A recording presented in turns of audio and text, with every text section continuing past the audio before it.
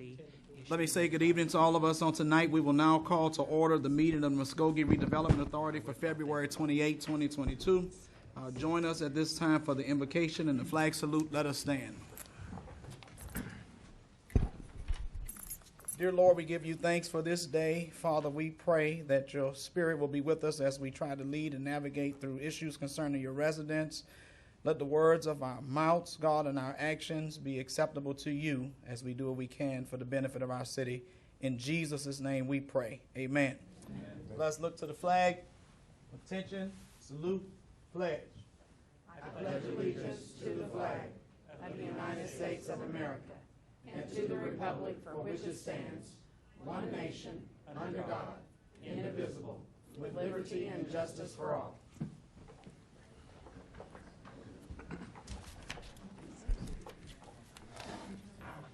Roll call.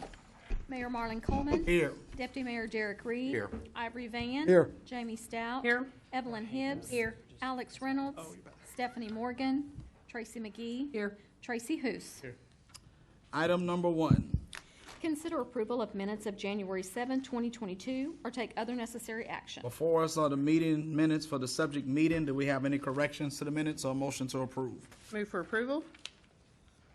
Second. We have a motion and a second on the minutes. Further discussion. Roll call.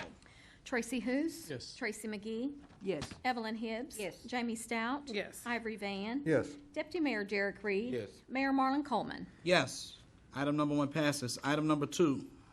Consider approval of resolution number 2890 to adopt the joinder agreement and master defined contribution plan document establishing the employee retirement system defined contribution plan for the position of Economic Development Director for the Muskogee Redevelopment Authority, providing for repeal or severability and setting an effective date, or take other necessary action. Ms. Cox. Mr. Mayor, members of the authority, if you remember when you established the Economic Development Director's contract through the authority, he was allowed a provision within his contract for retirement. It was a set-aside plan for the Economic Development Director. This plan document is the OMRF plan document that matches the City of Muskogee plan document, and the joinder agreement has specific provisions in it which allow the Economic Development Director to participate a pre-tax deduction up to 10%, where a normal employee can only contribute pre-tax contributions up to 3%. I recommend approval and happy to answer any questions. Thank you, Ms. Cox. And if I could add, Go the right effective ahead. date of this would be May the 1st. Thank you. You're welcome. Thank you, Ms. Cox. Do we have any other comments from the council or motion to approve? Move for approval. Second. Any further discussion from the council? Mayor, I would request that the motion reflect the effective date of May 1. With the motion reflecting the effective day of May 1, Amend my 2022. second as presented. Further discussion from council? Roll call. Tracy Hoos. Yes. Tracy McGee. Yes. Evelyn Hibbs. Yes. Jamie Stout. Yes. Ivory Van. Yes. Deputy Mayor Derek Reed. Yes. Mayor Marlon Coleman. Item number 2 passes. Yes, thank you. Ms. Cox, item number 3, Kelly. Consider approval of amended resolution number 2773 to adopt a revised joinder agreement and master defined contribution plan document establishing the employee retirement system defined contribution plan for the Muskogee Redevelopment Authority, providing for repeal or severability and setting an effective date, or take other necessary action. Now we will hear from Ms. Cox. Thank you. This amended plan resolution is a resolution with the amended plan document for the Oklahoma Municipal Retirement Plan. Every 6 years, the plan has to come into compliance with the IRS, so this is an updated version of that plan. In addition, the joinder agreement is also updated, and that would also be effective for May the 1st, and I recommend approval. Happy to answer any questions. This plan is for the other employees who are not the Economic Development Director. Thank you, Ms. Cox. Welcome. Further discussion from the council, or what is the council's pleasure? Move for approval. Second. We have a motion and a second. Further discussion? Roll call. Tracy Hoos. Yes. Tracy McGee. Yes. Evelyn Hibbs. Yes. Jamie Stout. Yes. Ivory Van. Yes. Deputy Mayor Derek Reed. Yes. Mayor Marlon Coleman. Yes, Thank the you. item passes. That will conclude that meeting. We will now call to order the meeting of the Muskogee City Council for February 28th, 2022. Roll call. Mayor Marlon Coleman. Here. Deputy Mayor Derek Reed. Here. Ivory Van. Here. Jamie Stout. Yes. Evelyn Hibbs. Yes. Alex Reynolds. Stephanie Morgan. Tracy McGee. Here. Tracy Hoos. I will entertain one motion to excuse Stephanie Morgan, and Alex Reynolds. Move for approval. Second. Then properly moved in second. Further discussion? Roll call. Tracy Hous. Yes. Tracy McGee. Yes. Evelyn Hibbs. Yes. Jamie Stout. Yes. Ivory Van. Yes. Deputy Mayor Derek Reed. Yes. Mayor Marlon Coleman. Yes. We will now consider approval of the minutes for the special call city council meeting for February 7th and regular city council February 14th. Do we have a motion to approve or any corrections that need to be made to those minutes? Move for approval. Second. It's been moved in second on the minutes. Any further discussion? Roll call. Tracy Hous. Yes. Tracy McGee. Yes. Evelyn Hibbs. Yes. Jamie Stout. Yes. Ivory Van. Yes. Deputy Mayor Derek Reed. Yes. Mayor Marlon Coleman. Yes. Item number 1. Hold a public hearing and take action on the approval of ordinance number 4152A to rezone property addressed as 3701 South York Street, being more particularly described in the ordinance from R1, Single Family Residential, to A1, Agricultural District, and if approved, authorize staff to revise the official zoning map of the city to reflect said change or take other necessary action. We will now open the public hearing. Mr. Hazelton. Good evening, council members. This application has been before you multiple times. It was tabled from the last city council meeting. Staff is recommending approval, but we do want to note that the applicant has requested that it move to the residential agricultural zoning district. And since it is a more restrictive district, the need for a reapplication was not required. Happy to answer any questions. We have several residents having signed up to speak to this item tonight. When I call your name, please approach the microphone and give us your name and your address, and you will have 5 minutes. Michelle Ocean.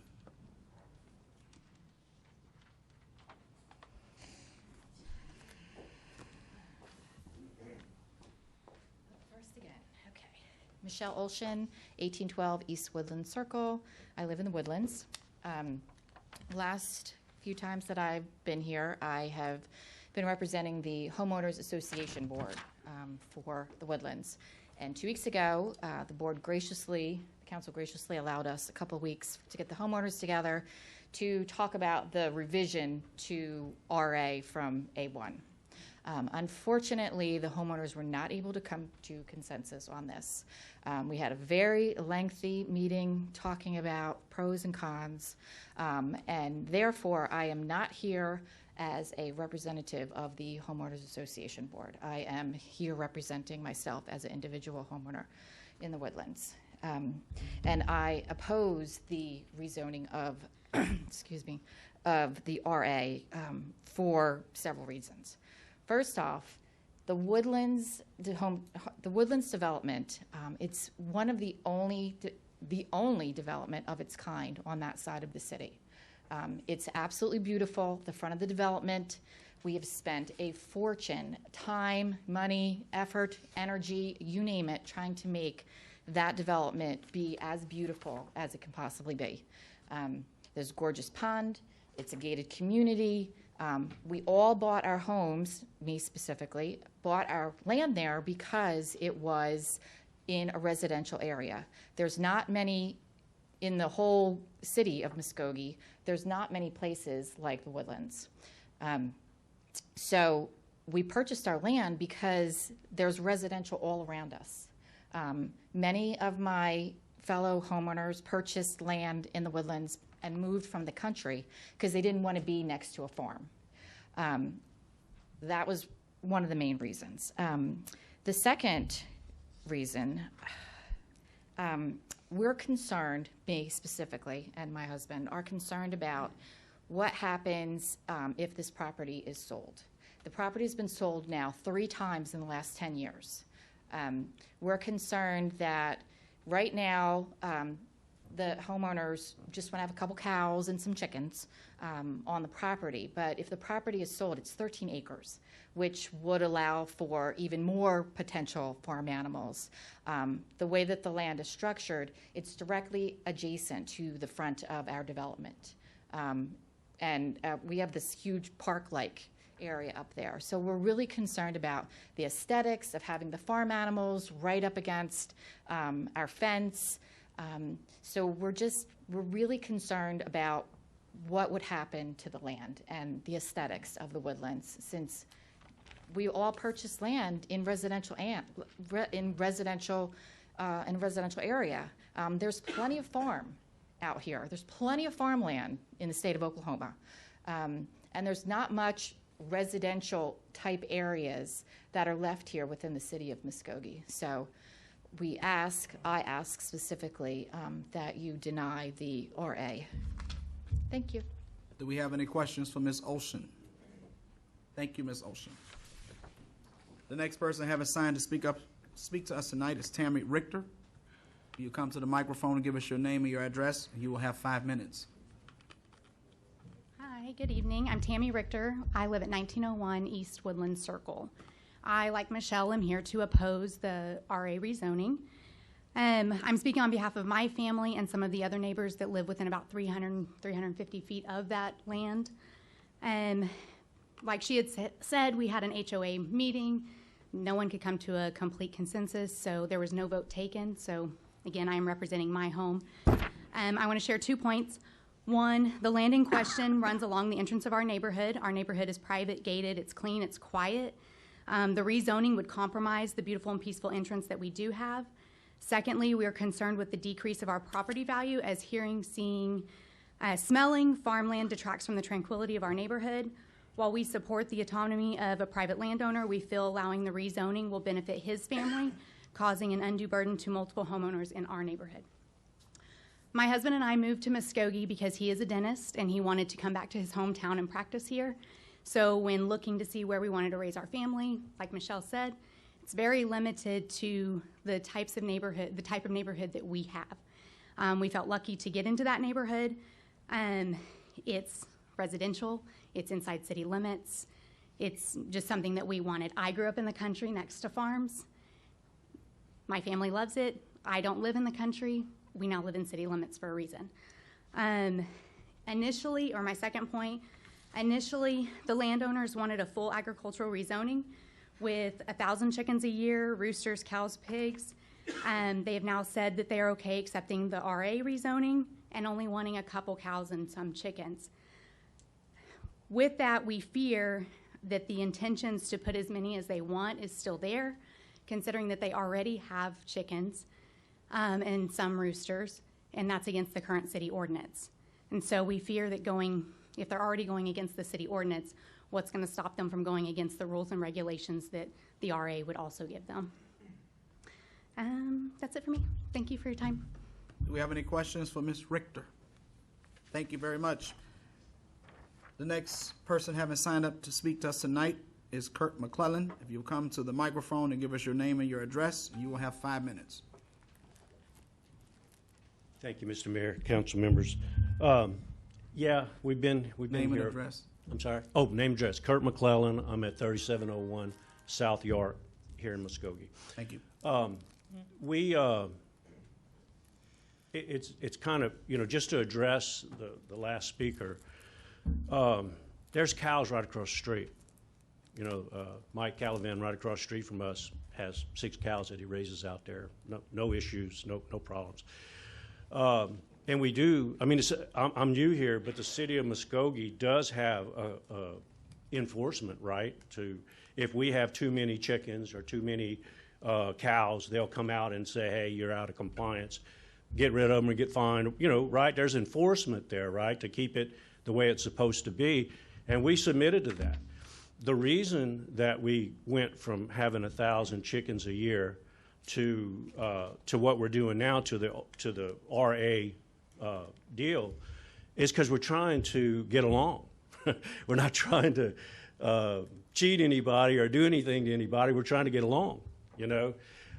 Maybe that's unusual here, but we're trying to appease everybody. And council members, I don't know if this matters or not, but you notice when we started this, there was a bunch of people coming out to address the council on their behalf, and now there's 2, right? So I spoke to the president of their association this morning, and he said that there's still a couple of people that are against this. But that means to me there's 40 families live in that neighborhood, and 2 don't like it. I don't think we'll ever come up with anything that we can please everybody. That's just me. You know, and I mean, if they want to talk about beautifying their little driveway going into their subdivision, they ought to fix their broken down fence that's going into their subdivision. That's actually causing my property values to possibly look bad because it's their fence. And we went out there today, that fence is partially on my property, so I think it's partially my fence that she mentioned. You know, so, you know, and I only say that in the spirit of they're talking about how beautiful and it's a beautiful area. But what we're doing is not going to affect that. I don't know how to get that first picture up there, but this is what we propose to do out there. Can we get that picture up? Well, you can't really see it, but there's 2 chicken tractors out there. I don't know if y'all can see it or not. That's what this is all about. This. 2 chickens and a couple of cows in paddocks on the property. It's not about having 25 cows on the property. It's about having those 2 chicken tractors, which, I don't know, you make up your own decision what it looks like. To me, it doesn't look bad. It doesn't present it doesn't connotate the regular farmyard with the dead grass and the dead chickens and the flies and the stink. That's moved every day. That big chicken tractor that you see, the hoop house, is moved every day. So those chickens don't need any type of medication or anything. They're on fresh grass every day, you know. So I wanted to bring that picture so you guys could see this has been there since we moved in, like since about a month after we moved in. And we are out of compliance, but we didn't know we were, you know. And that's why we're trying to do this so we can keep our farm. Basically, that's it. You know, so, I mean, I'll answer any questions anybody's got. And, you know, these folks asked for 2 weeks so that they could come out and visit with us. Not one of them showed up. Not one of them came. You know, and that tells me that they're not trying to find a way to get along. It seems to me that they're trying to dictate what somebody can do on their property. You know, I mean, I live right there, too. It's adjacent to theirs, but right across the arc from us, there's cows. And there's wild turkeys that come out of the woods. There's animals there, whether they like it or not. It is in the city, but it's still in the country, if that makes any sense at all. You know, there's no reason we'd have bought 14 acres of land and they mentioned about getting the land. Try it. It's fun. It's fun, you know, because good land sells before you can actually make an order on it, you know. But that's another situation altogether. So that's all I have to say. And if any questions, I'll be glad to answer them. Do we have any questions from the council for Mr. McClellan? Thank you, Mr. McClellan. Before I close the public hearing, I would like to hear from Mr. Hazelton and Mr. Tucker respectively, because the comment was made about cows across the street. What is that? I can't answer that question. I'm uncertain about what's across the street there. One thing I did want to note that I forgot, if that's okay with the council. Absolutely. Okay. The property in question, if it is R1 right now, the way the infrastructure is laid out and the location of this property, building it out to an R1 density is not going to be feasible. This house is currently on septic, and then the sewer line that goes to the Woodland addition is on a private sewer line that ties into our force main, and we wouldn't be able to add a second tie into our force main. I do not believe there. So that is something to consider, is that the ability to build it out to an R1 density is limited on this property as well. Thank you, Mr. McClellan. Mr. Tucker, do you have any further comments? The property across the street would be county property, not within the city limits. Not within the city limits. Thank you. We will now close the public hearing. What is the pleasure of the council? Councilor Stout? Yes, I would like Mr. Tucker to let us know about the different zonings and what's allowed on the different zoning that roosters would be allowed along with the chickens. The only zoning classification within the city where roosters would be allowed would be the straight agricultural zoning, for which there are no limits regarding the number of roosters and cattle and whatnot. In the R1 application, or in the R1 zoning, what the applicant is seeking to rezone to, under the table in the City Code 90-08A, livestock are permitted, of course, but the limitation is 2 animals per 1 acre lot. The Board of Adjustment is authorized to grant a variance to allow for more farm animals in that regard. If they were to do that, then that, of course, is a hearing before the Board of Adjustment. Everyone within 300 feet is notified. With regard to chickens, there is a provision within that same code that fowl are considered a special use, which means that the Board of Adjustment must approve having chickens. And if they do approve chickens, then the limitation is six chickens per acre with no rooster. So no roosters are permitted in the the RA zoning classification. Thank you. Mr. Tucker, should the motion or should this request not pass tonight, the applicant may appear before the Board of Adjustment? Is that what you're saying? Not on a zoning classification. Not on no. a zoning classification. No, Board of Adjustment handles variances and approval of special exceptions. Thank you. We've heard from all parties represented. What is the will of the council? I move forward with the Planning and Zoning's recommendation of denial on this item. I'll second. We have a motion and a second. Further discussion from the council? Am I clear that zoning recommended denial? No. That's not what I, Zoning recommended approval. You're talking about the Planning Commission. Planning Commission, I believe they did recommend. Yes. they did recommend denial. Yeah. Yeah. That was when it was the A1 classification. So I think the issue is Planning and Zoning staff recommended one thing, the Planning Commission recommended denial. We have a motion and a second on the floor. Do we have further discussion from the council? Is the council clear on the recommendation? Roll call. Tracy Hous, No. Tracy McGee, Yes. Evelyn Hibbs, Can we, Yeah. Mr. Roy, Tucker, will you, may I- Clarify that. Yes is Tucker, a may we denial. start over? okay, yes is denial. Yes? Stays in its current zoning Yes classification. is to deny. To deny the zoning request, yes. And a no is that you're not for denying it. Yes is to deny. Correct. We will start the roll call over. Is the council clear? Tracy Hous, My vote's still a no. Okay. Tracy McGee, No. Evelyn Hibbs, Yes. Jamie Stout, Yes. Ivory Van, No. Deputy Mayor Derek Reed, Yes. Mayor Marlon Coleman. Yes. 4 yeses. The motion to deny passes. No. Got to have 5 votes. Mhm. You've got 4, 4.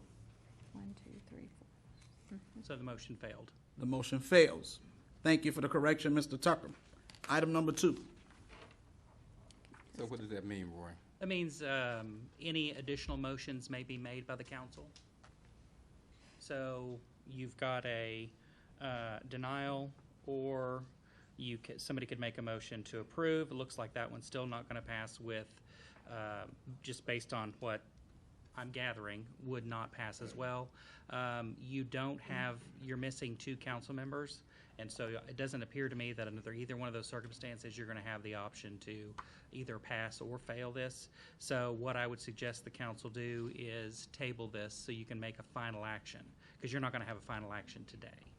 I would like to make a motion that this item be tabled to the next city council meeting, which will be in 2 weeks. Second. Does need to clarify to allow for other council input. No. Okay. We have a motion and a second on the floor. Further discussion from the council. Mr. Mayor, may I be recognized? Yes, Mr. Van. I'm sorry about this, but the next time we vote, I blame myself. I've been so busy in the weather and everything, we've kind of, had a hard time. I'm going out there and look at this myself personally, so I'll know exactly what I'm voting on. I want to go look at it myself personally. And I would say, Mayor and all the councilmen up here, before we vote on this, we need to go look at the situation. That's just me. That's just Ivory Van. That's just me. I'll turn the floor back over to you, Mr. Mayor. Thank you, Mr. Van. We have a motion and a second to table for 2 weeks. Further discussion from the council. Roll call. Tracy Hous, Yes. Tracy McGee, Yes. Evelyn Hibbs, Yes. Jamie Stout, Yes. Ivory Van, Yes. Deputy Mayor Derek Reed, Yes. Mayor Marlon Coleman. Yes, the substitute motion passes. Item number 2. Receive report on the status of the athletic fields, spring leagues, and other operations at Love Hatbox Sports Complex and take other necessary action. Councilor Hughes and Councilor Stout. Yes. A couple weeks ago, myself has started getting a few phone calls and concerns on the changes that was happening out at Hatbox regarding the spring 22 league. And so we've asked for this agenda item to be put on the agenda tonight so we can hear from the Hatbox Park and Rec team as well as the concerns from the coaches. Dr. Hughes? Yeah, same thing. So I think that we can go ahead and, I saw Mr. Wilkerson get up, so go ahead and turn the floor over to him. Mr. Wilkerson, you will make your presentation, after which we have a number of citizens sign up to speak to this request. Thank you, Mayor and council members. Just a little introduction. I'm going to turn this over to Rick Ewing and Brooke Hall to report to you what we've been working towards. A couple of things as that introduction was sometime towards the end of the year. There was a couple of meetings, one of which was the council retreat where we came and made a presentation about what we had going on at a Hatbox. And at that retreat, we were asked to come back to you with an operation plan of how we're operating and what our needs were and our resources, available resources were, how we might need to improve that. So we've done that. Brooks worked on documents about the operation and the plans for the sports complex overall, and in addition, specifically to the baseball complex. About that same time frame, we were called to meet with some representatives from what's called USSSA, which is the United States Specialty Sports Association, but the acronym is UTRIP, and it's multiple sports, but primarily this was about baseball. There was an interest that we change our league formation from and our affiliation with OK Kids to USSSA. And my understanding was this was, at that meeting, this was in a way to have a better chance to have more sports tournaments at the complex. We didn't disagree with that. We agreed with that. So then, in addition to that, we asked the representatives from USSSA what would they recommend that we do to change our field conditions or make improvements to our complex to better attract USSSA teams or tournaments to the complex. So we worked on that list. Council gave us money to do some of these improvements. Those improvements are significantly done and still in the works. So next time I'd like to introduce Assistant Director Rick Ewing. He's going to talk about those improvements, and then following Rick will be Brooke Hall, the Assistant Director, to talk about the program aspect of it. Mr. Ewing. Thank you. Mayor, Council. This is the correct one, isn't it? Let's see, yes. So this work list that Mr. Wilkerson spoke of for Love Hatbox Sports Complex was compiled after this meeting with USSSA representatives, some council representatives, and department staff. And the field recommendations made by USSSA representatives are incorporated into this list as directed by council. The slide that you see in front of you, field work began in October, starting with the overseeding of the baseball infields and aprons with ryegrass. We just recently completed laser grading of baseball fields 1 through 4, infields. And then after grading, we've added more baseball dirt and field conditioner to these infields. And we're also in the process of removing gravel on deck circles and converting those areas to grass. The lips were cut around the infield skins. We're awaiting final quotes on repair of all fence hardware, tie downs, top rails, and any mesh that needs replacement. Also, to keep the infields void of weeds, pre-emergent is going to be applied over the next couple of weeks. And the requisition was entered today regarding permanent shade structures over all of the bleachers in the facility. As I mentioned, we added the baseball dirt and the soil condition to all of the baseball fields. The contractor will be back later this week to finish that up. We still lack 2 baseball fields in which he'll be working. And we have added the soil conditioner to 6 softball fields, and he will finish the remaining 2 softball fields later this week when he arrives. Also, and there you see just a shot of how pretty those fields are right now. We've got, we're also out for bid for the new restroom facilities and concessions and the concession renovations, which is about a $230,000 project. And that will be going in the South Fourplex in the baseball area. We're also in process of preparing the bid for the RV sewer, which will give us yet another asset with which to attract special events, including athletic events such as tournaments. So that's where we are now. We're not finished, but we are in the process of being finished before the season starts. So at this time, I'd like to turn the microphone over to Brooke Hall, who will talk about our operational procedures that we'll be doing. Ms. Hall. Good evening. We are excited about these improvements, and baseball obviously is going to be our hot topic this evening. And so that falls under the Parks and Recreation Department now for the Youth Baseball League. But we do have multiple user groups at the facility, and I have these listed here real quick. Green Country Girls Softball, Muskogee Soccer Club, they have a recreation and a competitive program. Bacone soccer, softball, baseball practice at Hatbox, and also the soccer team that is their home field. The cross country, we're excited about cross country with Muskogee Public Schools. We're going to have 2 meets this year, and that'll bring a lot of folks to Muskogee. Football, we have a few weekends scheduled for football camps this spring. The baseball league, as Mark had mentioned, we switched from the OK Kids League to USSSA. So that is probably what's going to be discussed too by some of our coaches and parents this evening. So we had made that determination based on the meetings and just future growth and changes that we thought would help us to improve and bring more play, tournament, and also league play in Muskogee. So Coweta contacted me. They have interleagued with Big Z previously, and we're no longer going to interleague with them, and we were top on their list.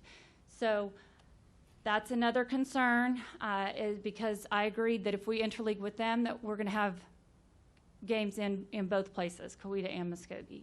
So that, to me, was just us working together, again, trying to grow the U-Trip program. With the age divisions, there is some concern about having enough teams. So Coweta has a few teams in each of their age divisions, and there would be more play and more opportunity for the teams if we work with them. So our goal is to grow weekend tournaments and then also our league. And so that's my goal. That would be the goal of, I think, any of the parents, supporters, and coaches of our program at Hatbox. We have some restructuring for staffing, so that's one of our requests from you all this evening is that with this restructure, we'd like to add 2 additional positions on the field crew. That team would be led by sports and events coordinator, and that person would then coordinate all scheduling, field needs for each week and weekend activities that we have. So that person would report directly to me. This shows that there's also another supervisor, our concession revenue manager, and the person in that position reports to me and handles all of concession operations, which is a huge piece of what we do and allows us to bring in revenue for the complex. I'd be happy to answer any questions. Do we have any questions for any of the staff before we move into the discussion period from the audience? I think we're ready to move into the discussion. Thank you, Ms. Hall. We have several individuals signed to speak up tonight. I'm going to give you, call your name. If you approach the microphone, give us your name and your address. You'll have 5 minutes. The first speaker is Adrian Camp. Can I let somebody else speak that knows a little bit more, and I'll follow up behind them? Is that possible? Has that person signed up? Yes, sir. Thank you. We will. Josh Terrell. Give us your name and your address, and you'll have 5 minutes. My name is Josh Terrell. I live at 4009 Eagle Crest Drive. Just have a few things wrote down. My first question is, how many teams do we have in Muskogee that we're going to play league? And nobody seems to know the answer to that because the information to register wasn't posted early enough for a lot of us to know, hey, when's league starting? What are league fees? When surrounding communities were posting stuff in December and January. Now, I've talked to multiple directors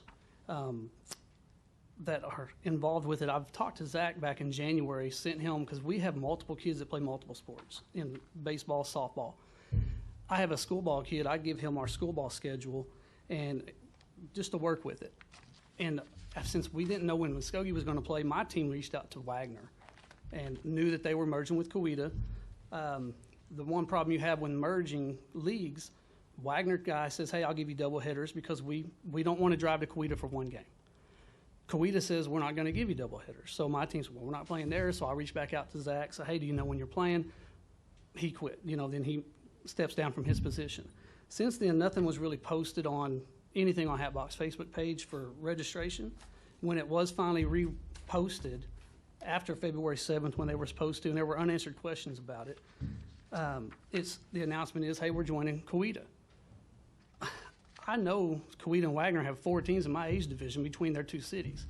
I know 4 teams in my age division in Muskogee, 2 from Warner. One of them went to Stigler to play. It was my brother. He called me. He said, hey, when's Muskogee's league? And I said, no clue. Don't know what to tell you. Well, now he's playing another town. Another guy here that speaks of Warner team, he had already signed up to play. They don't want to drive to Coweta. There's a lot of stuff that just is not communicated well on that page. The softball, there is softball in Muskogee. They started their post on February 6th with every detail for their league posted. Well, they don't start their season until May 2nd. 3 months before, so you kind of know, because we have to plan ahead for this stuff.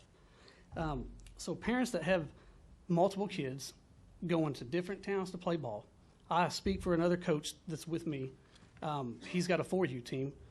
It's my understanding the 4U will play in Muskogee, but that doesn't solve the fact that our 8U team may be in Coweta playing while they're in the 4U. So if you're a single parent trying to make that, we've got guys that work in Tulsa that have to come home, get their kids, make it to Coweta. I know a lot of this is probably going to fall on the fact that there was no director. It seems like there's always, it's the director, the director, the director. But how's the director supposed to say when the league starts when the fields still aren't done? They were supposed to have tournaments this weekend. I know there's guys here to talk about that. So with this many people showing up, I don't have to touch every base like last time. Not people showed up. This time there's people here to talk.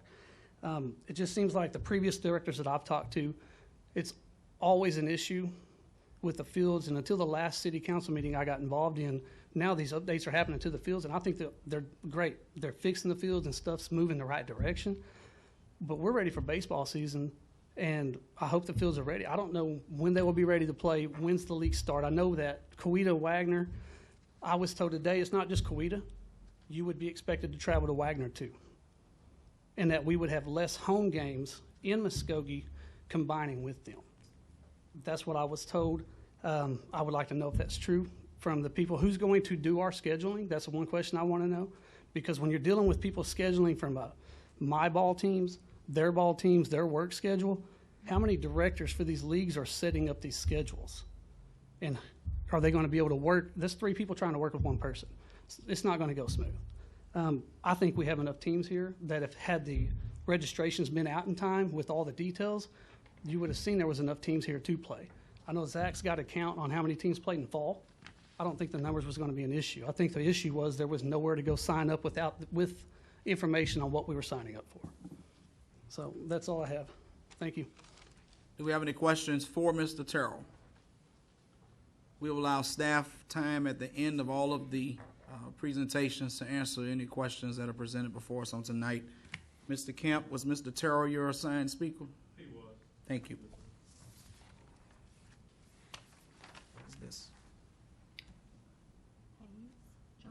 John Hayes. Come to the microphone, give us your name and your address. You'll have 5 minutes. John Hayes, Muskogee. I've been coach here a couple years. Give us your address. Muskogee, 8695 East, 128th Street South. Thank you. If this does happen, from merging with Quita, more than half the kids on my team aren't going to be able to make that trip because half of them are nurses and single parents, and I really want these kids to really stay in Muskogee because that's what we're here for, is to help Muskogee grow. And it just don't make no sense why we have to go to Quita and then back to Muskogee. If we have to go to Quita and play one game, why not play 2 games, if we're going to be playing there 2 times a week. And the team count for the spring ball has never been low. Last fall, the count was low due to switching to a U-trip without notice. It changed the age group in that time. So that's all I have. Do you have any questions for Mr. Hayes? Thank you. Cooper Hallman, if you come to the microphone, give us your name and your address. You'll have 5 minutes. Cooper Holman, 2605 Boston Street, Muskogee, Oklahoma. Thank you guys for having us, putting this on your agenda, taking time out. This is the second time I've been before you guys, unfortunately, since the last time I was before you guys talking about all the same issues that everyone here wants to speak about. I had to make a decision to pull 8 tournaments from Love Hatbox Muskogee and take my tournaments and what could have been revenue for our community and for our children and for our fields to Shakota that doesn't have half the manpower that we do, but for some reason can get their stuff together a little bit better than we can. My oldest boy that would be playing 12U this year is not even playing in Muskogee's league. And a lot of it is due to the simple fact that I'm tired of wasting my breath. Before I came to you guys, I had been in the gentleman's offices behind me multiple times. I've made multiple phone calls. Upon making these phone calls, was told that there was a director and that's who I needed to speak to. Well, after about 3 different directors in 5 years, 6 years, nobody will stay for reasons that should be obvious here before too long. I found out that it wasn't a director. Basically what they were doing was they were paying somebody to be a fall guy. Anytime somebody had a complaint, it was go take it to the director. Go speak to the director. We have a director. Well, then through speaking to 3 different directors that I knew on a personal level, from Tony Henson to Zach to Tara, they are rendered powerless. They have no say-so. Anything that you say to them, now I would assume, say Zach is still there, I have to go speak to Zach, who then has to speak to Brooke, who then has to speak to Rick, who then has to speak to Mark, who then has to talk to a city manager, who then has to talk to you guys. And before you know it, it's just a big cluster and it's been lost in translation and nothing has happened. For 8 years, I have been barking up this same tree and I'm tired of wasting my breath. Now you all get to hear me tell you that you all lost the community money. Tax revenue, dollars, hotel stays, restaurants, everything that could have benefited from bringing 2,000 to 4,000 people for a tournament to this town has been lost because nobody wants to be proactive. Everybody wants to talk. Everybody wants a second chance. And thank God we're finally fixing the fields. I was out there today. My tournament, my first slated tournament, was supposed to have been for March 5th, this Saturday. I decided to move it because the last city council meeting I was at, the Parks and Rec wasn't here. Then I watched the televised one when they were here and what all was said and what was going to happen. And I thought, you know, the biggest thing is the lack of manpower. And I believe it was Tracy who brought up, all these things are great. You can do them. But if you don't have anybody to maintain what you're doing, what's the point? At that point, you're wasting money. You're running in circles. That was said at the last council, I do believe, that I watched. And I'm just before you guys to ask you to act. I mean, what's it going to take? How many of us are going to have to leave? Are you going to let this completely die Are y'all going to let youth baseball die in Muskogee at the hands of a Parks and Rec department that says they're knocking the lips off things? And I went and took pictures today, and there's still lips around every base on the 8U fields. I rode my motorcycle around there today. Wished I could have walked the fields, because I would have filmed it and brought it to you and shown you what those fields look like. It's easy to rake dirt one time and take a picture and tell you, look how beautiful our fields are. That's putting a Band-Aid on a bullet hole, to quote Morgan Wallen. You're welcome. But I mean, you know what I mean? You raked a field one time and took a picture of it and you think it's good? That has to be done consistently. Persistence is what's going to keep that park nice, not sticking a Band-Aid on it and calling it good for the next 3 years. So I had a lot more to say, but I've got about 30 seconds. And with that, I'll ask you guys, why didn't nobody reach out to me? I had 2 people on this entire council reach out to me. And if I could vote for every one of you all again, I'd only vote for 2 of you. I wish I had the power to vote for every one of you, because I had 2 people actually reach out and come out there and walk fields and acted like they cared. Not to mention the safety aspect of a coach here that we played on their team. One of our boys touched a scoreboard and then a fence and grounded himself and was shocked out there just this past season. Thank you. Do we have any questions for Mr. Holman? The next person having signed to speak to us tonight is Jack Schaefer. I'm going to ask that you come to the microphone, give us your name and your address, and you'll have 5 minutes.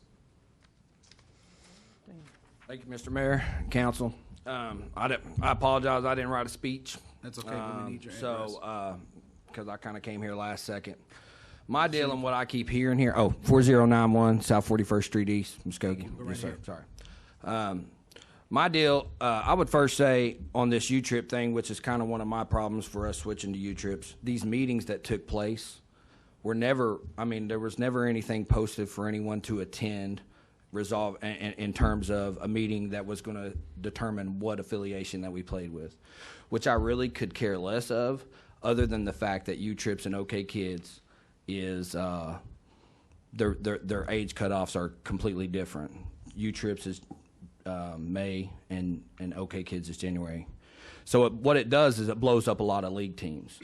And the thing that I consistently hear with our baseball field, which I've been coaching, I've lived here my entire life. I'll be 40 this year, and I've coached out there for at least a little over 10 years.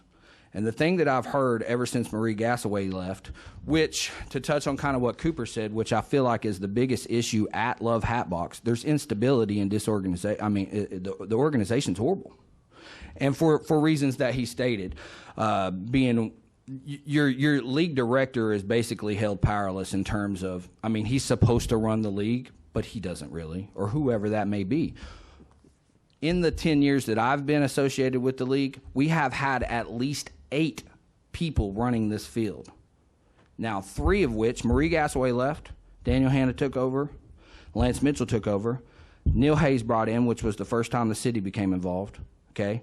But everything that you hear is about revenue, generating revenue, packing those hotels, bringing in money to our restaurants. What I'm concerned with is the money that you get from our local youth. Okay, we pay $1,000. You average about $1,000 per team every year for league ball, but league ball is always placed at the back burner. That's our local youth. Now, I keep hearing people talking about single parents and nurses and whatnot not being able to get to Coweta. What about our impoverished kids? Every one of these coaches make the effort to pick up kids that don't have a ride, to pay their league fees, to bring them something to drink. And that even hurts them and their ability. They take off work early to ensure that these kids get there. And none of that's taken into account here, because I guarantee you all you hear about is revenue. Revenue, revenue, revenue. Fine, you want to host whatever tournaments you want to host, you want to do whatever you want to do that. In all honesty, that probably would run with the subcommittee of these guys. But, I think you have to have checks and balances. I don't have the answers, but I think that it should be important enough. Our local youth should be the prime reason here that we're here, okay? And that kind of touches, if you look on my paper, I could talk to you guys for hours, but if you look on my paper since I probably will not be making another trip back up here, I would challenge at least 2 council members to make a trip to Claremore, Oklahoma, and tell me why it is not our agenda, instead of Jeep Fest and Okie Jam and 15 red dirt bands playing at Hatbox, why is our agenda not to get a community center for our kids to be able to get up to shoot basketball? Our kids have nowhere to go play basketball. We're comparable in size to Claremore. Why can we not get something like this? Every time that you hear somebody ask it, it's because we have too many thugs. We got too much this. No, that's not true. Our kids can't go. The seventh grade kids can go to the Armory. When I was a kid, we could go to the Armory. We could go to the Y. Now these kids, if they want to get up extra shots, they have to be a member of a church, which has been really difficult to even get in the gyms then with COVID. But there's nothing, I see nothing on an agenda. Not that it has to happen tomorrow, but let's put something in place to get this and let this happen. Because our kids are having to make the trip to go to Titan. You want to talk about money and bringing in revenue? Let's keep the revenue that we got here. Let's do that. Right now, I have 2 teams verbally agreed to go play at Shakota and play in Shakota's youth baseball league because of this. But regardless of league affiliation, and whether I choose to play here or not, the people that were signed up to go to U-Trips, the people that played here in the fall, should not have to make the trip.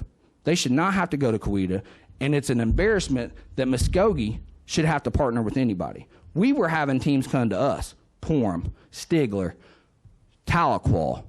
We should be who everybody comes to. We should not be partnering with anyone. So I thank you for your time, and I really ask that you will take the time to go do that. Go check out Claremore's Community Center, please. Thank you. Thank you, Mr. Schaefer. Do we have any questions for Mr. Schaefer?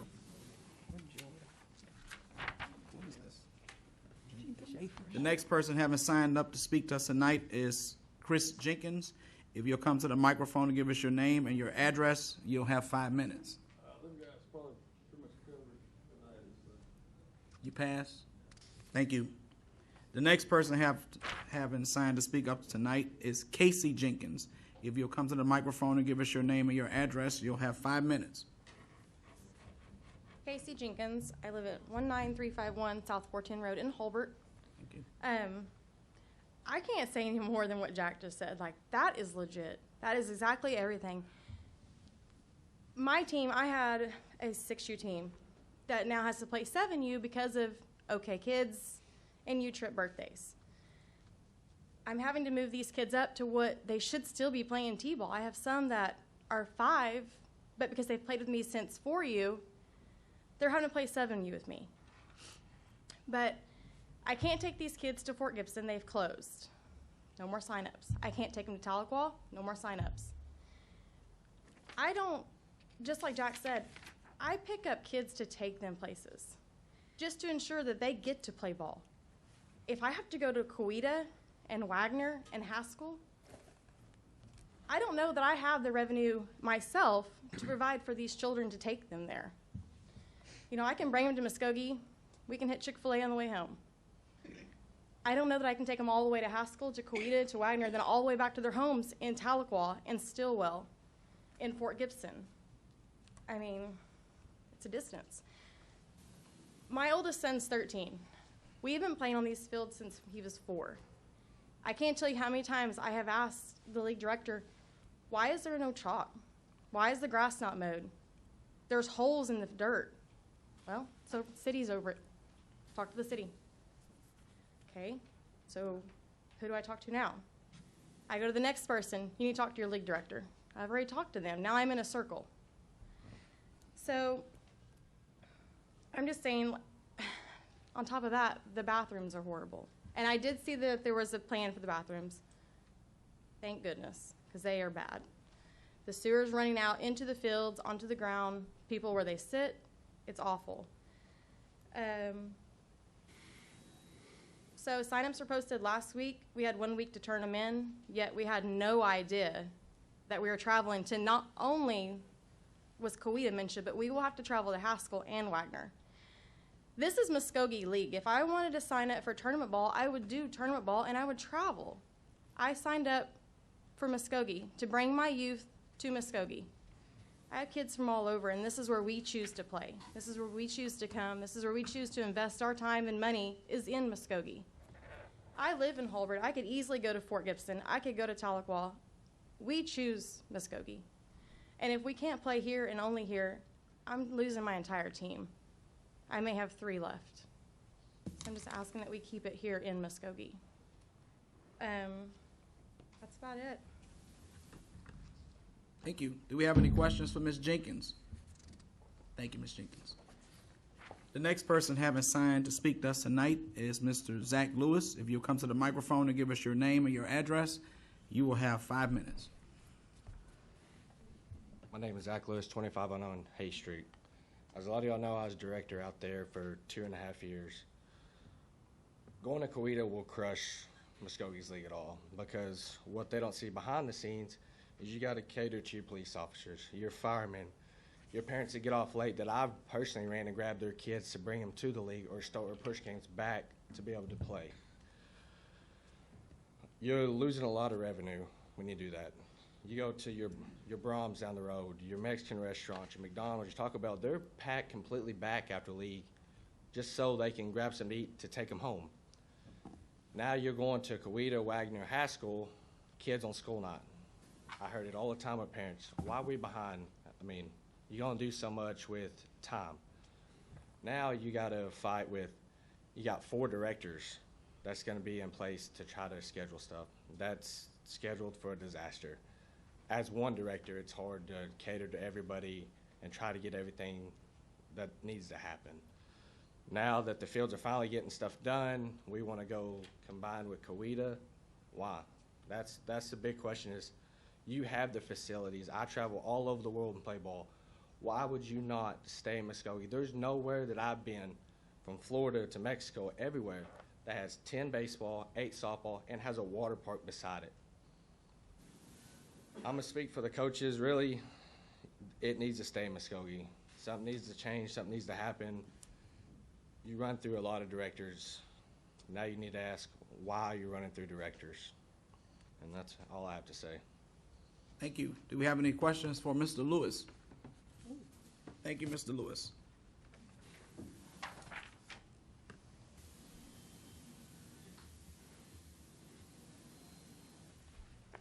The next person having to sign up to speak to us, his first name is Wesley.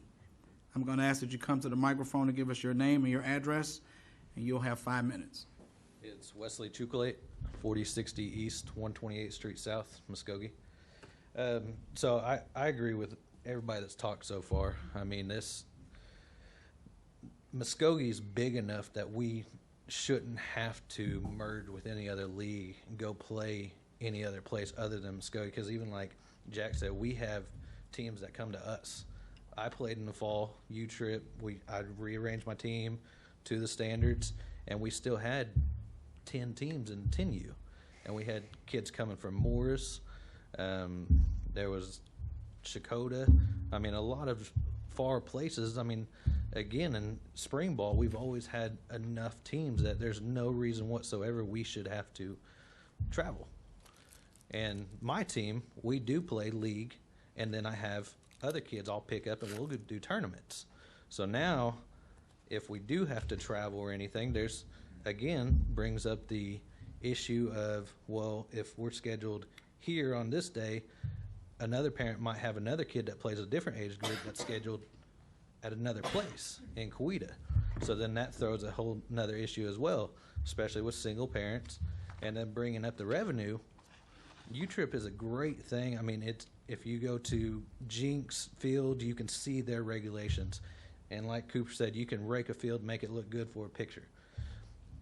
Back in the fall, yeah, they cut back grass, but you could see the lack of effort, to say the least, in it.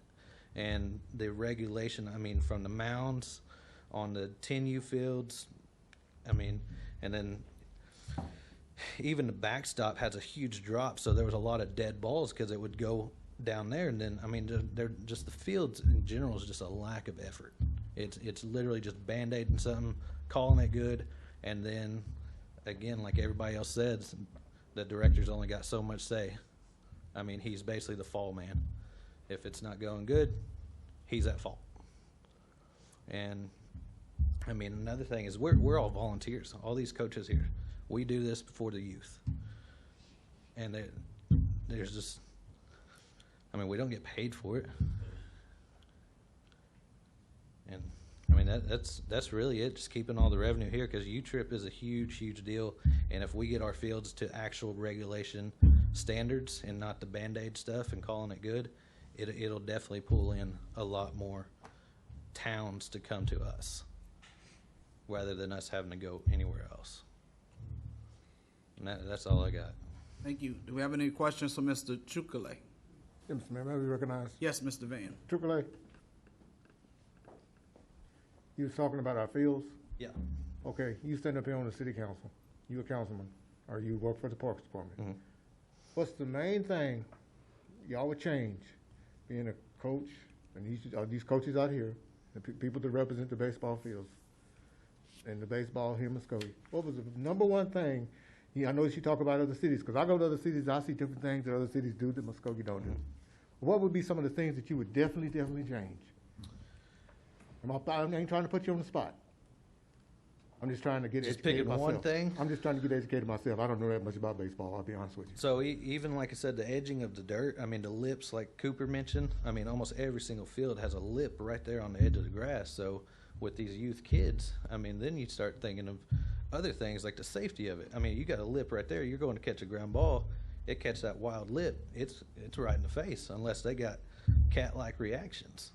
I mean, just the all-around ground of the fields.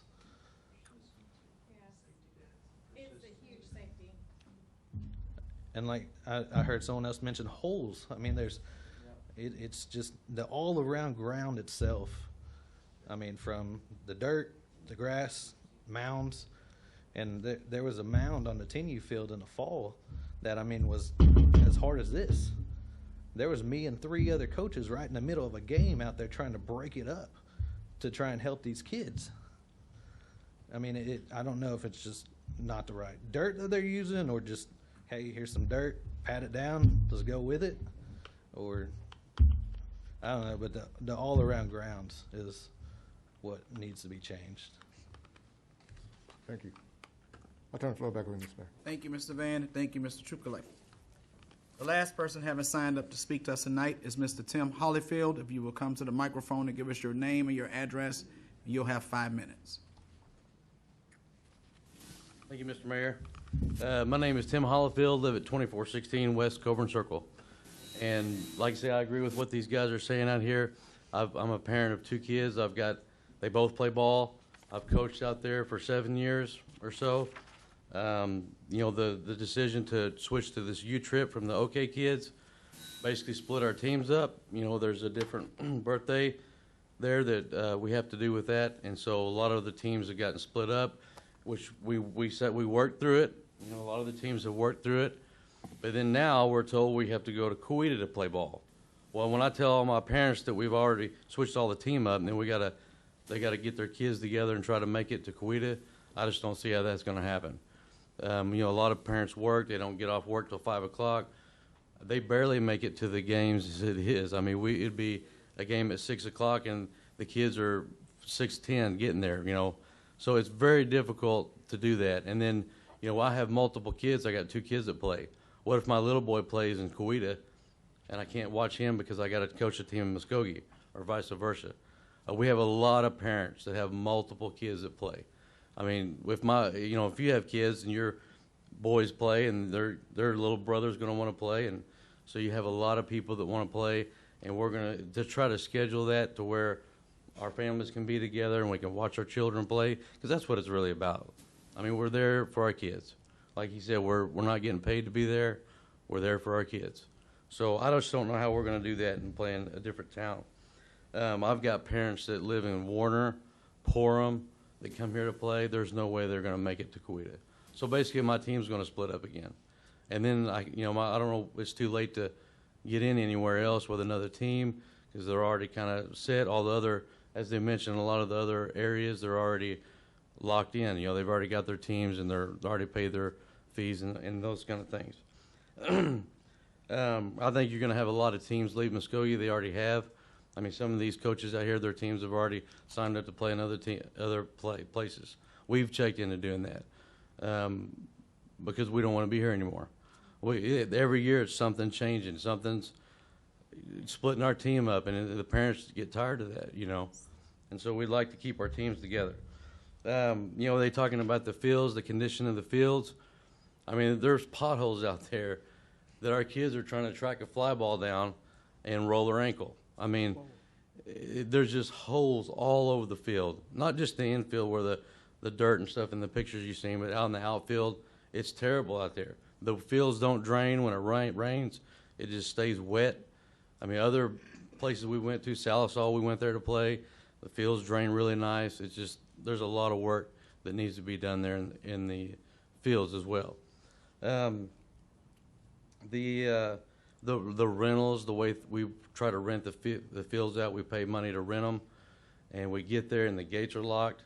We can't get in, can't get a hold of anybody. We've took the gate down I don't know how many times to get in to be able to practice that we've paid. And so that's an issue I feel out there. The bathrooms, somebody mentioned the bathrooms.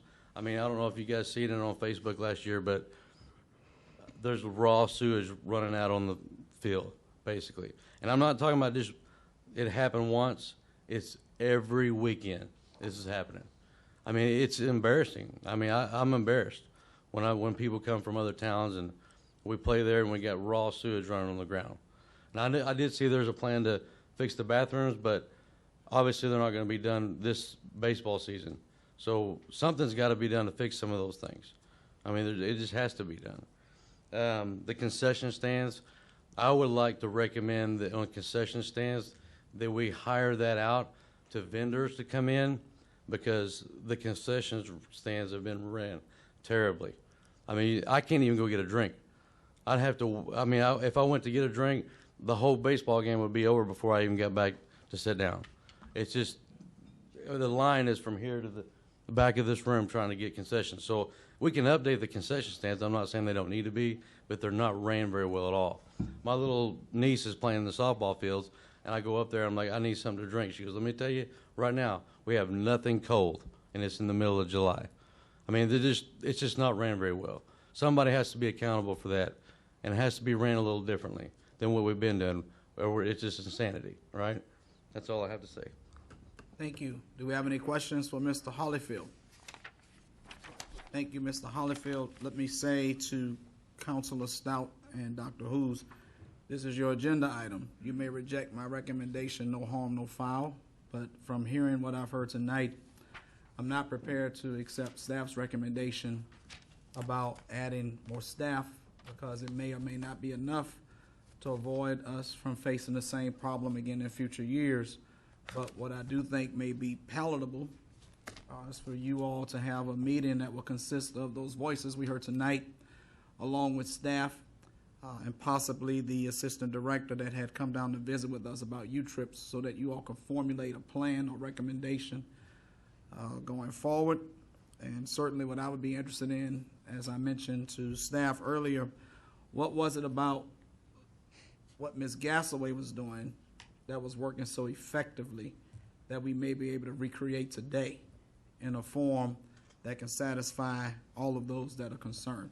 But I yield the floor back to you. I had several questions, Mayor, and I think Mr. Reed, your recommendation really wraps it up. I would like to, this was just an item just to receive reports. I'm with you on the direction of our staffing. Who makes the decisions? I guess the question, Brooke, who made the decision as far as the merger and so forth? Is that something that? Kawita approached me. You mean? Can you come to the microphone? I'm sorry. Working with Kawita specifically? Yes, Kawita approached me, and so it is likely that, you know, they were at risk of not having a league, or being forced, you know, to come to our league, or like these parents and coaches have mentioned, trying to figure out where they're going to go. And so, yes, we would love to be that central hub that brings everyone in, but I also felt like we had the opportunity to work with them as well. So and my understanding was that the games would be Muskogee, Coweta, and not at the other locations. So are we too far in the planning stage That was to reconsider that? That was gonna be my next question as well. No, we're not. It would just be that we would be telling them, we're sorry, it's not gonna work out. I mean, at this point, just to have an answer for you. I don't have kids, in sports, but I do have a cousin. There is an economic situation there, and traveling sometime is a burden, to a little kid who loves to be a part and loves to play. And I think, we are ahead of ourselves and haven't really considered, I don't know the ins and outs, and, that's why I was asked. I was really concerned, are we too far into it? Who makes these decisions, these type of major decisions? Is it, Well, right now, Parks and Recreation is running the league. Yeah. And I'm taking the lead on that. And so that was something, if parents and coaches wanted to form a league and an association just like Good Country Girls Softball has one, then we would certainly be at the table to discuss that. And would do that. But right now, if Parks and Rec doesn't run the league, there's potentially not going to be one. Yeah, I'm just, really concerned. Are these voices, I've seen these faces, I've heard these conversations, been up here, a long time, and so I've heard this conversation, it seemed like every other season. And, why, is it something that we need to build with these leagues that we're not building? There's something missing here, and it's I agree. It's really heartbreaking. I 100% It's agree. really heartbreaking to have to, I love Muskogee. Sounds like they love Muskogee, and we should make this the destination place. That's what we want to do. We want the fields to be the perfect fields. We want that the fields to be the best play. But if you don't have happy players, happy coaches, what is what are we doing all this work for? And even to find out, like Ivory Van was saying, are we shooting in the wrong direction? Are we fixing the right things out there? What are we missing that we really need to include on this list? I just don't know where we're at in this situation or how we got here and why we're still here. It's troubling. I agree with your recommendation. Yeah. I guess it's my final point, Mr. Mayor. Right. Kind of to, Derek kind of asked the same questions that I was going to ask, and we just appreciate the coaches bringing this to our attention and bringing their concerns to us so we could have this meeting to address it tonight. So Councilor Stout and Dr. Hughes, I'm sorry, did you have anything? Oh, yeah, I got something to say. Go right ahead, sir, All right. sir, please. So, we heard this is the second time I've heard this since I've been up here, and I've been up here for about 20 months. So, but, the common theme is lack of communication and lack of accountability. Mm-hmm. And so we need to figure out how to solve that problem. And I think there's some easy ways we can do it. Hatbox is a gem that this community has that's, that there's some small things that I think we can do just to make it work a little bit better. It really almost needs its own kind of committee of just coaches, people that run ag, people that run softball, soccer, football, drag strip. Now, there's a drag strip out there that can kind of get together and meet and actually have communications, even when the city's running it, so that this feedback can come and they don't have to come up here Monday night when everything's coming to a head. Most definitely. So I think there's some things that the council can kind of address. I don't think anything's going to happen for spring ball. I think spring ball, is kind of where it's at. Except we can have an ugly breakup with Coweta. That's no problem with that. Right. But as far as something with the council is that I think that we need to really look at some long-term plans on kind of how to make Hatbox run the best that it can. And I think that we need to have some more conversations. But I want to thank the coaches for coming up here. I want to thank the coaches for calling me when they reach out, when they have questions. And one thing I'm embarrassed is that a coach would ask me a question. I didn't even know who to call sometimes. That's just the lack of communication to even come to us. Yeah. Cooper, did you have? Can we suspend the rules, Mayor? May I make a motion that we suspend the rules and give the gentleman another opportunity? Second. Mr. Tucker, I think I can take a point of privilege without having to suspend the rules. Or do we invite need some, you can invite someone to speak. You absolutely can, Mr. as the mayor. Mr. Cooper, I'm going to invite you to return to the podium for 3 minutes. Do you need me to announce myself again, or am I No, good to go right ahead. Okay. You're fine. So, just some discussion that you guys can't hear back there. Why are we to a point where we're scared to tell Coweta, hey, sorry, we can't make this work for you, but not our own community? How are we going to fill somebody else's cup? Yeah, get them back with that. How can we give somebody else a drink when our cup's empty? Amen. Can anybody answer that? Not only that, but I heard we welcome these coaches and their concerns and these things. And again, this is the tree I've been barking up for 8 years. Why was nothing done before? This isn't my first rodeo. I just started coming to city council meetings this year. But I've been dealing with Hatbox, from playing to coaching to hosting tournaments to everything. For 30 years I have been out there. In the last 5 years, it has done nothing but crash and burn. And I have taken my concerns to Parks and Rec's office. I have been out there just to, after it rained, hey, are our guys, are the groundskeepers doing their job? Caught a guy sitting in his truck, walked up and asked him, hey, man, there's standing water out here in left field. If a ball's hit out there and the weeds are growing up and it's not cut, we're not even going to be able to find the ball. And I said, can you not weed it? He said, my mower won't get in there. There's, about 2-3 inches of standing water. I said, can you not get off and weed eat that for us? And he said, well, do you want to weed eat standing in the water? And then told me to take a picture and send it to Rick. And then rolled his window up on me to finish his cigarette and talking on the phone while he's sitting out there in the city truck, which I had a picture of and sent, I believe, to a council member at some point.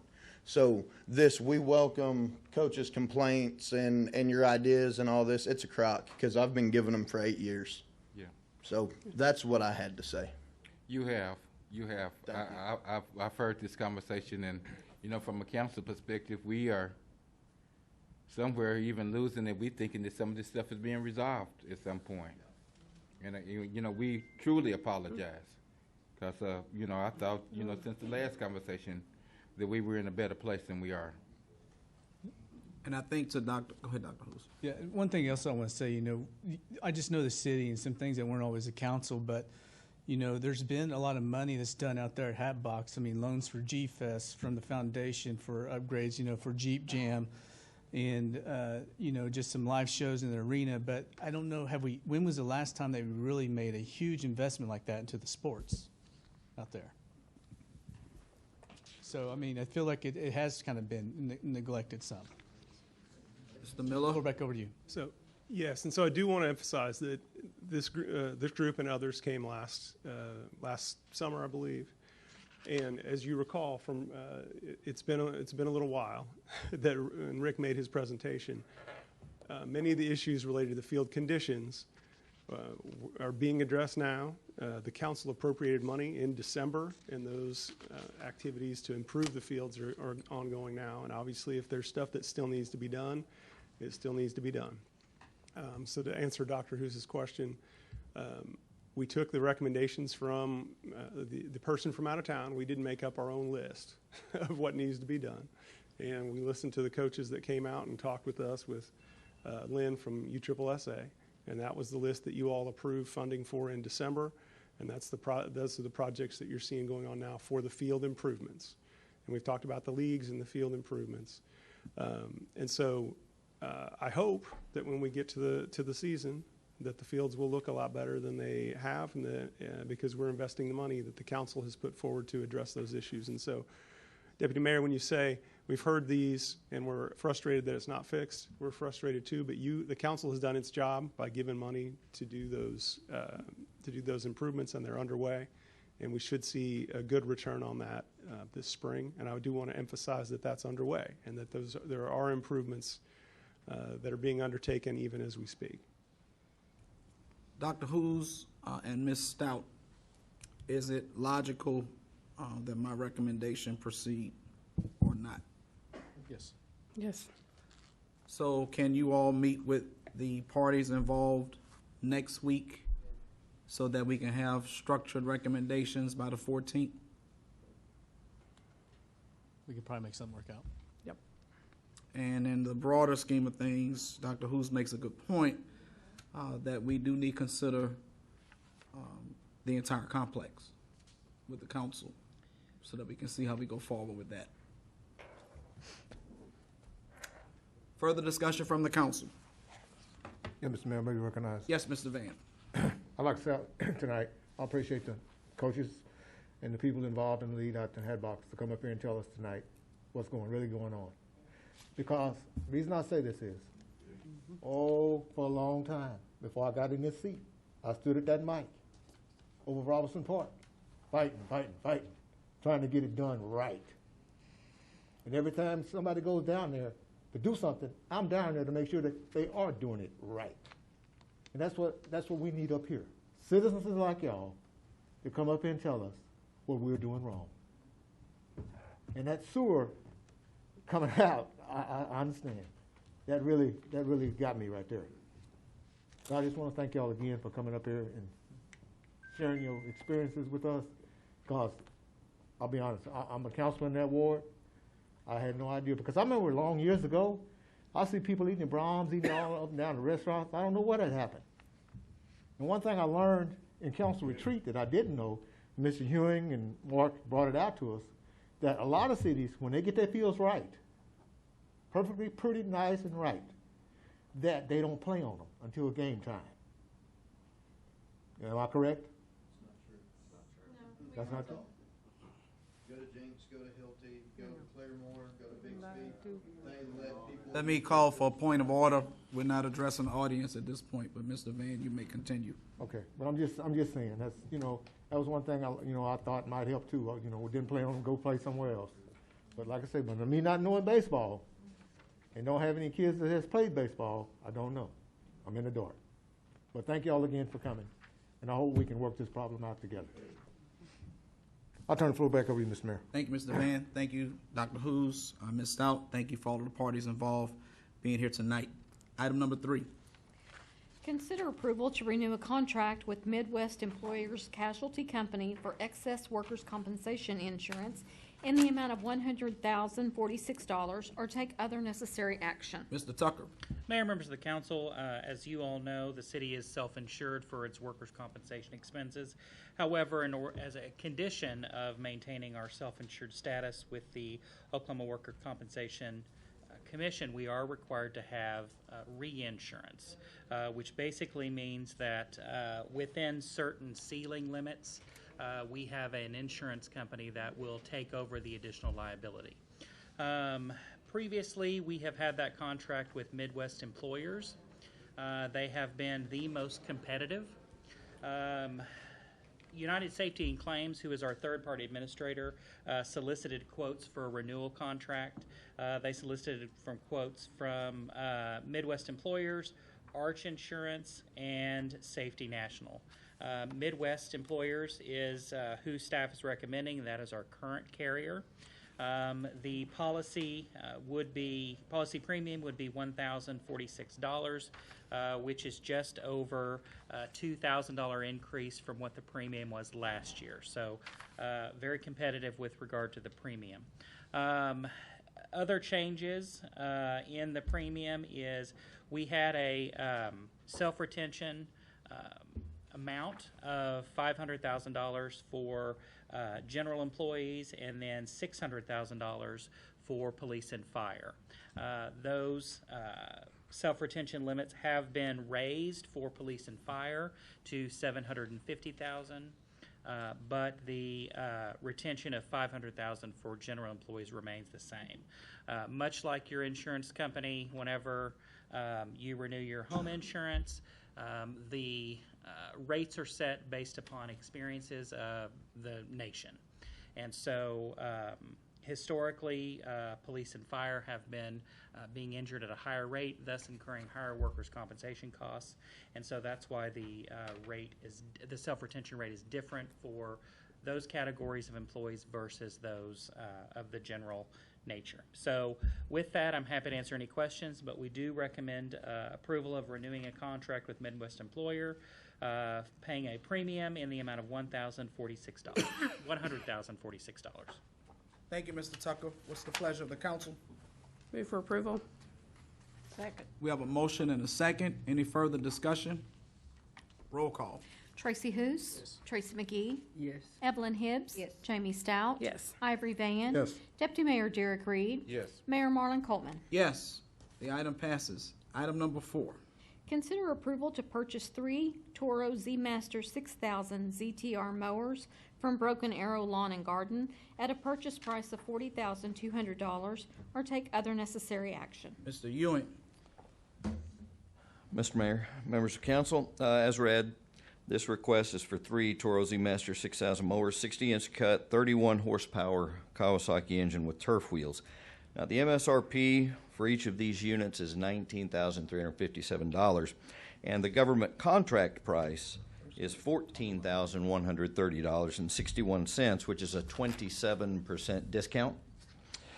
And as you know, the government contract price is usually the best quote. However, Broken Arrow Lawn and Garden and Broken Arrow quoted $13,400 each, which is a 31% discount.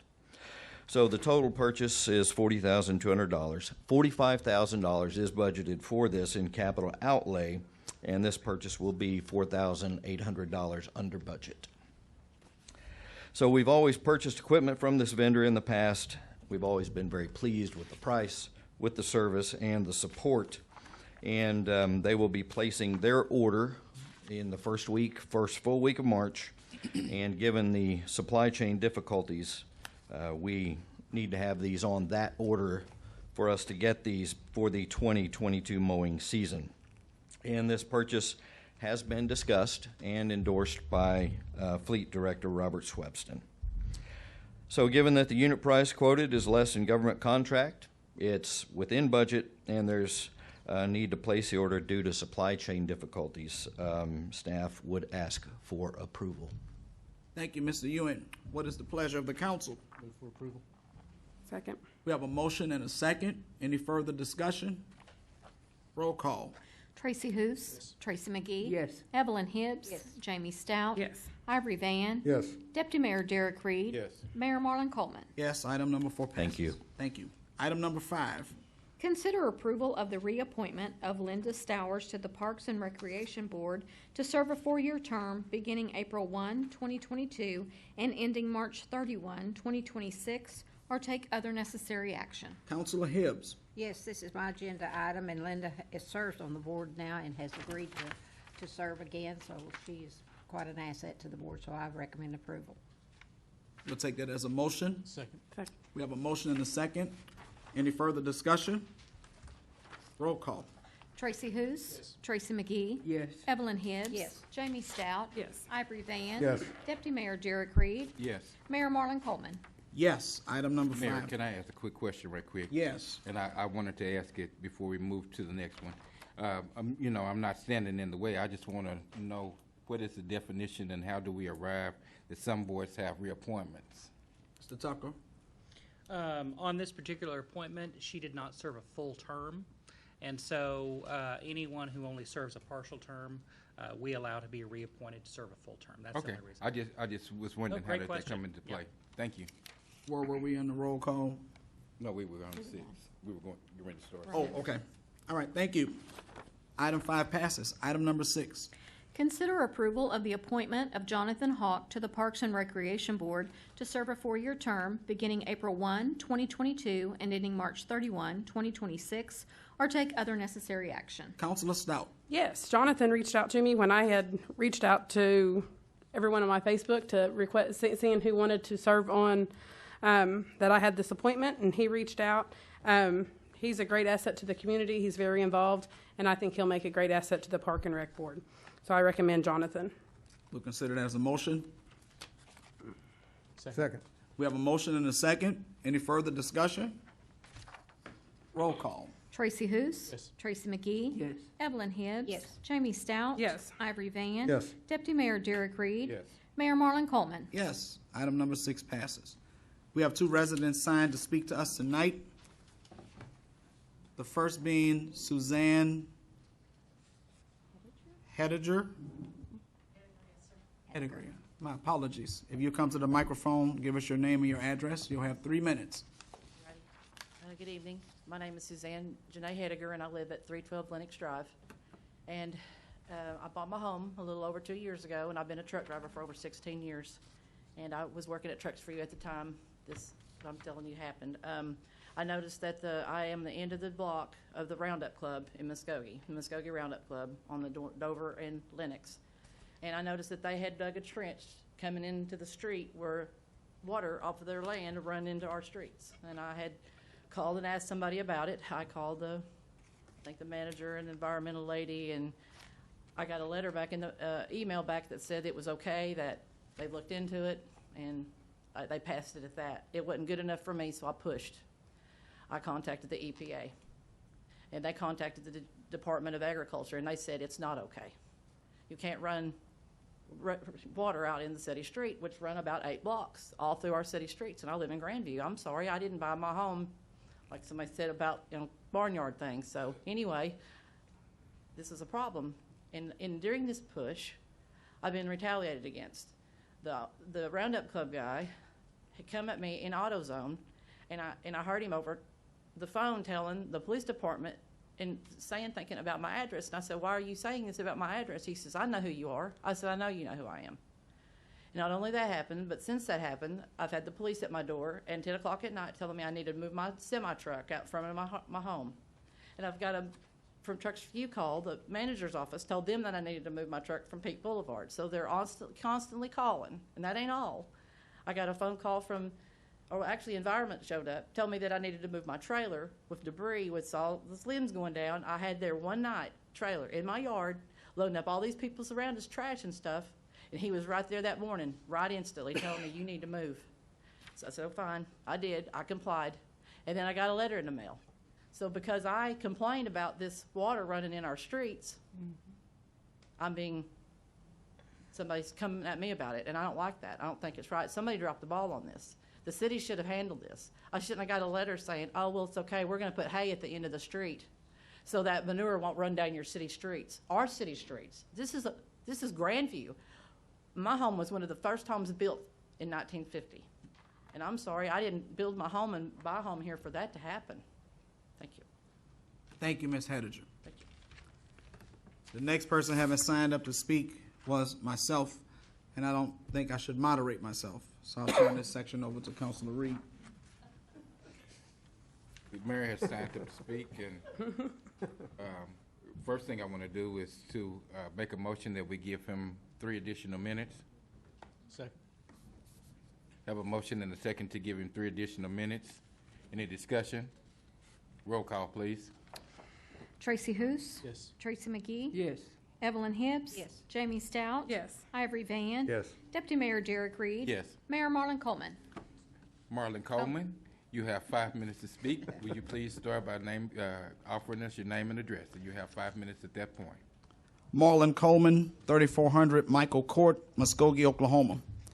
June 12, 1987, President Ronald Reagan made one of the most powerful statements concerning freedom and democracy when he said, Mr. Gorbachev, tear down this wall. He said it on the front line of tyranny, where the threats to progress existed.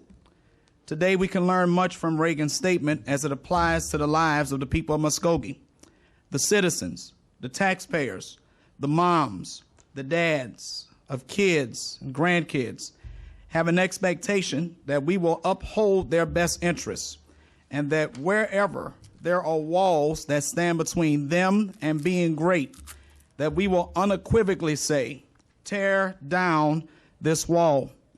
The time for reassessment and reevaluation of how we do business as a municipality is now.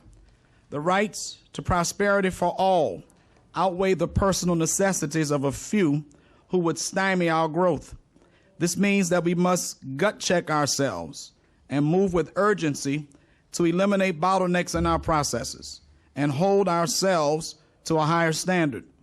The voices who were once in the shadows that allowed government to go unchecked are now in public view, openly standing at the dawn of a new day, no longer whispering in the shadows, but speaking in earshot to our presence, and their voices cannot be ignored. Government does not exist to rule over people's lives, but it exists to uphold the framework of our democracy, that the rights to life, liberty, and the pursuit of happiness, not as far away as where the Berlin Wall once stood, but right here in Muskogee, USA.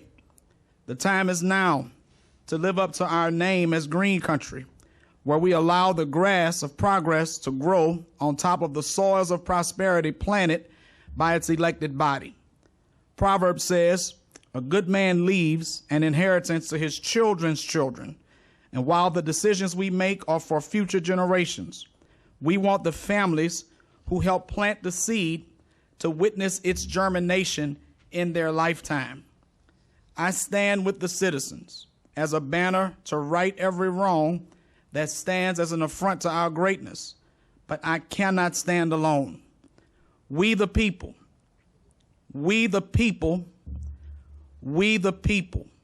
united in purpose and vision, must stand together and challenge ourselves to do better, to be better, and allow for better to be the new standard.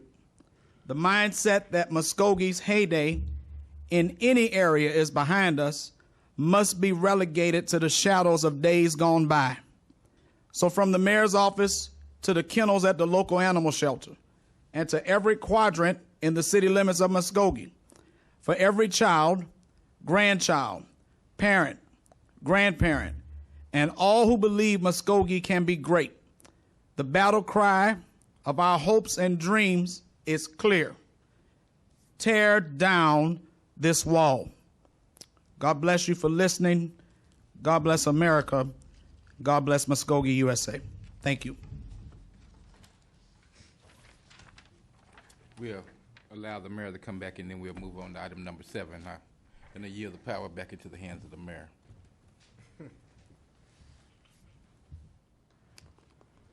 Thank you for giving me that moment. Thank you, Deputy Mayor Reed, for presiding. Very well, very well. Item number 7. Consider an executive session to discuss and take possible action on the following. A, pursuant to Section 307B4, Title 25, Oklahoma statutes, consider convening an executive session to discuss 4 lawsuits styled England versus City of Muskogee, case number CV 200720, Lacey versus City of Muskogee, case number CV 20071377, Taft versus City of Muskogee, case number CJ 20071410, Vaughn versus City of Muskogee, case number CJ 20071371, filed in the District Court in and for Muskogee County, Oklahoma, and if necessary, take appropriate action in open session, as well as consider approval of a professional services agreement with Sean McKelvey and Steadley and Neal for representation regarding the same. B, pursuant to Section 307B4, Title 25, Oklahoma statutes, consider convening an executive session to discuss the workers' compensation claim of Travis Bailey, and if necessary, take appropriate action in open session. Do we have a motion to go into executive session? So moved. Second. We have a motion and a second to go into executive session. Roll call. Tracy Hoos. Yes. Tracy McGee. Yes. Evelyn Hibbs. Yes. Jamie Stout. Yes. Ivory Van. Yes. Deputy Mayor Derek Reed. Yes. Mayor Marlon Coleman. Yes. We will now convene into executive session. All those who are not party to executive session, we ask that you would leave the chambers at this time.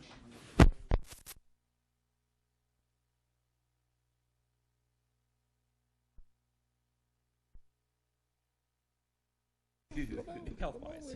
We will now reconvene from executive session. Roll call. Mayor Marlon Coleman. Here. Deputy Mayor Derek Reed. Here. Ivory Van. Here. Jamie Stout. Here. Evelyn Hibbs. Here. Tracy McGee. Here. Tracy Hoos. Here. Mr. Tucker. Thank you, Mayor.